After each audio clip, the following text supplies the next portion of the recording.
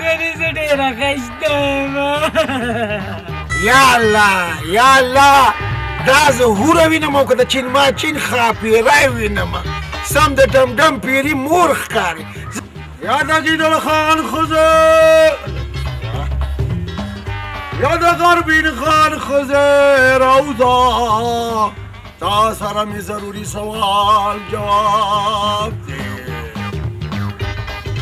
د غربین خان ښځې راوځه تا سره مې یا څوک یې دا ولې ټوپونه وایي؟ یا الله یا الله دا زه هوره وینم او که د چین ماچین ښاپېری وینم سم د ډمډم پیري مور ښکاري. زه ستاسو نوکر یم غزالي ستا پراجبین دا غربین خاوند رالېږلی. ګورې زه ډېره ښایسته یم. وایم بیبي په دې علاقه کې څه وایم چې په دې ټوله دنیا کې مې ستا غوندې یعنې د څوارلسمې سپوږمۍ غوندې جنه نه وه لیدلې. وایم که زما په وس وی که نه نو د خرونو خاشره به مې در باندې ټولول په چا؟ او ستا په برسپن خاون باندې. وایم مړې نو تا هم عجیبه کار وکړ ایله بیله دې د دغه ګیدړ سره واده کولو. وایم حیران یم که نه چې هغه ته ګورم نو خدای مې دې ووایي سم لنګور دی. وایم چې تا ته ګورم هوره یې هوره دا دې څه شی کړي؟ نو زه څه وکړم؟ ته هېڅ مه کوه زما ښځه ده تاسو کره به ستا خدمت کوي ستا د حسن حفاظت به کوي. بیا خو دې په دواړو سترګو راځي تنخوا به مله ورکوم. وایم چې په دې ګلابي شونډې دا خبره وکړه که نه نو دا زړه مې وایي که نه چې ښه کودک څه؟ او ستا د دې خاوند ملا وي او تر هغې مې والی چې تر څو مې مردار کړی دي. خو زه خیال دا خبره پرېږده ستا ګړینګن خاوند دی غوربین خان روټۍ غواړي. ودرېږه راوړم درته. یا الله دا څه شی دی پروردګاره هسې یو خبره که اوس نه په دې کپړو وې نو دا خو به د چین ماچین ښاپېری وه. یا الله نو بس ته په خپلو کارونو ښه پوهېږي دواړه یو شان دي که غوربین خان دی او که هوره ده.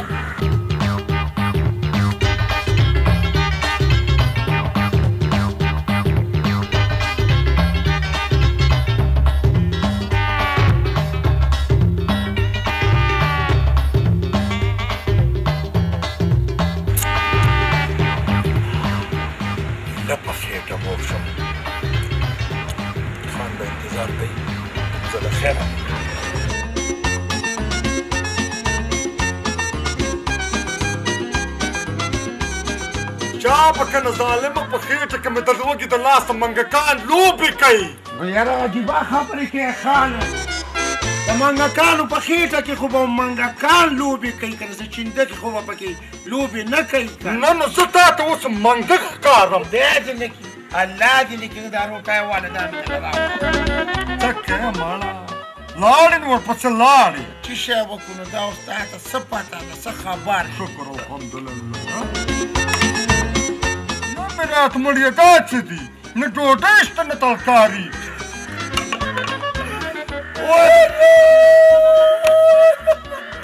ولې څه چل وکړو څوک مړه شو ته؟ وایم په خدای د بار کې سم کوچې راته ښکاري دغه دی زما مطلب دا دی که نه شهزاده سیف الملوک راته ښکاري خو چې دې ښځې ته مې دې وکته که نه بلا د بلا او خبرې سیوې ستا باره کې څه به دا خبرې وکړه مریم نه مړ کېږم نه دا خنځیره د ده په ځای که په دې کور کې مې خر ولاړ وی که نه نو پچې خو به یې کولې که نه دی خو وایي د پچوم نه دی. دا خبره خو یې ټیک کړې ده پچه خو نه کوم. وایم نن دی که سبا دی غر کېږي وجنې دې پرېږدي نه په ترکارۍ کو په روټۍ کې درته زهر اچوي زهر اچي زه وایم چې ده پرې پوه شوم که نه نو ما څه چل وکړه ما دا وکړه چې ټول ترکاري او روټۍ مې وغورځوله بیا داسې نه څه یې پکې ولا اچولي دا خو ډېر غټ کار وکړو دا ملا را دې خوا که چې شاباسۍ درکړم ومه داسې وفادار نوکر دی الله هر چاله ورکړي څنګه چې مال راکړي امین ثم امین خو اوس راته دا ووایه چې دې ښځې ته څه وکړو مکه به ښځې سره څه شی دی پرېږده بل واده دله کوم بل واده نه نو ما به څوک قبول کړي په تاسو شړک ورته شاده دې څه عجیبه غوندې ده خو بیا هم به هر حال پیسه درسره شته هر څه به لیاړ میاړ به دې خدای پاک ټیک ټاک کړي دې نه بېغمه شه دا زما کار دی ته اوس داسې وکړه چې 200 روپۍ ماله راکړه